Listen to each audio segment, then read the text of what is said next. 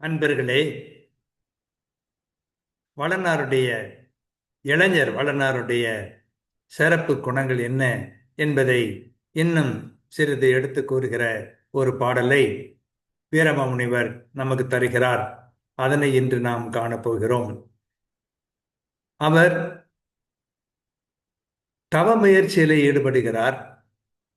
எப்படிப்பட்ட தவம் என்று சொல்லும் பொழுது, பொருள் கடிந்து புலன்கள் அடக்கலால் மருள் கடிந்த மனம் தெளி காட்சியான் அருள் கடிந்த அசடரை நோக்கலோடு இருள் கடிந்த இரக்க உற்று ஏங்குவான் என்று கூறுகிறார்.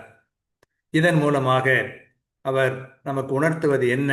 சொல்லுக்கு சொல் பொருள் வேண்டுமென்றால், பொருள் ஆசையை விலக்கி ஐம்புலன்களையும் அடக்கி ஆள்வதனால் மயக்கமெல்லாம் விலக்கிய மனத்தோடு தெளிந்த அறிவு கொண்ட சுசை பொருளாசை காரணமாக கருணையை தம்மிடமிருந்து விலக்கி கொண்ட தீயவரை தன் பார்வையாலேயே இருளை விளக்கக்கூடிய இரக்கம் கொண்டு ஏங்குவான் என்று கூறுகிறார்.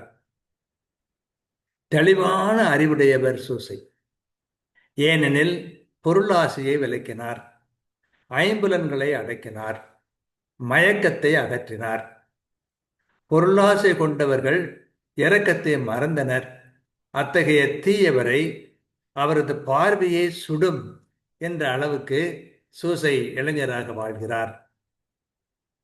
பொருள் கடிந்து புலன்கள் அடக்கலால் மருள் கடிந்த மனந்தெளி காட்சியான் அருள் கடிந்த அசடரை நோக்கலோ விருள் கடிந்து இரக்கமுற்றேங்குவான் என்று அதை பற்றி சொல்வதை பார்க்கிறோம். மிக முக்கியமான ஒன்று, தீமைகளுக்கெல்லாம் காரணம் பொருளாசை, பொன்னாசை.